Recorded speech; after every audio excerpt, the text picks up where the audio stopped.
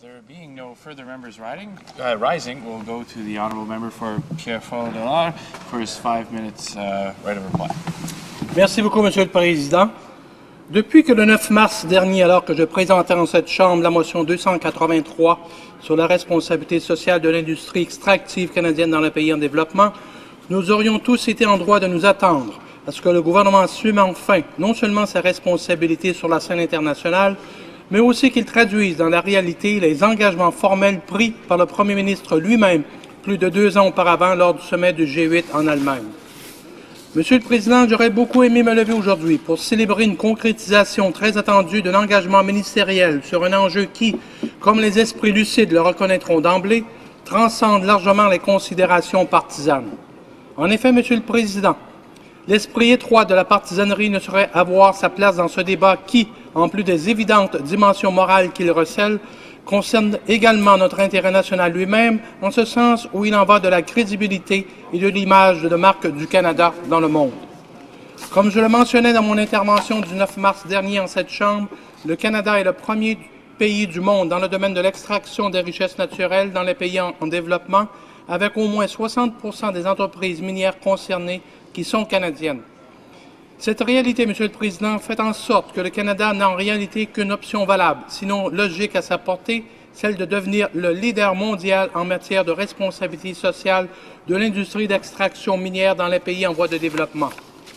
Mais il existe aussi une autre raison pour laquelle la logique partisane devrait être écartée du présent débat, et celle-là n'est pas la moindre, Monsieur le Président.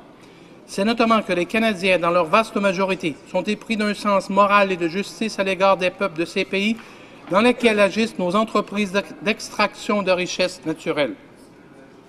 Et aussi, dans mes échanges fréquents et réguliers avec nos concitoyens préoccupés de cette question, j'ai pu constater que la plupart des gens sont conscients du fait que d'assumer nos responsabilités morales va de pair avec la promotion de notre meilleur intérêt national à l'étranger, notamment sur le plan des investissements économiques.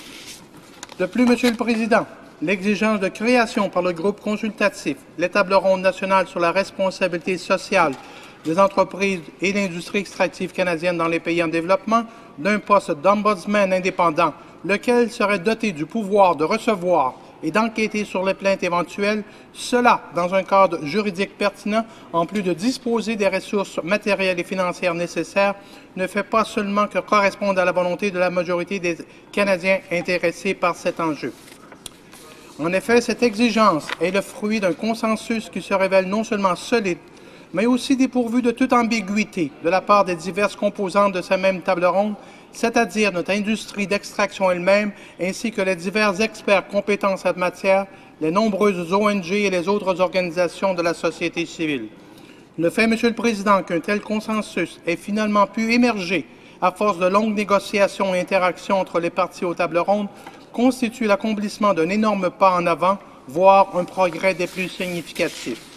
Les composantes des tables rondes ont fait preuve d'un leadership que le gouvernement canadien est tenu d'assumer à son tour. Tel est le sens, Monsieur le Président, que j'ai donné à l'introduction de cette motion 283, et tel est aussi le sens qu'en clôture du présent débat, je lui accorde plus que jamais.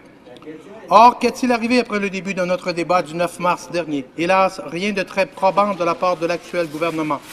Après avoir tergiversé et attendu pendant plus de 2 ans pour répondre à une demande pourtant clairement justifiée par l'analyse des faits,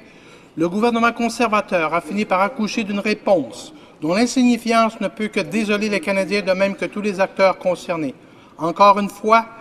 en somme, le gouvernement a préféré jouer avec les mots pour mieux tromper les Canadiens en reniant ses propres engagements.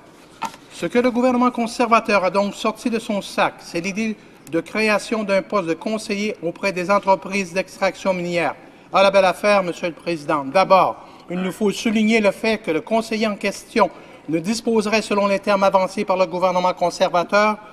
d'aucun pouvoir, de sorte que son rôle serait complètement inutile. De plus, le gouvernement a délibérément négligé le fait, pourtant très significatif, que l'industrie minière elle-même, en tant que partie intégrante des tables rondes, avait fait part de son accord avec la demande de la création d'un ombudsman indépendant doté des pouvoirs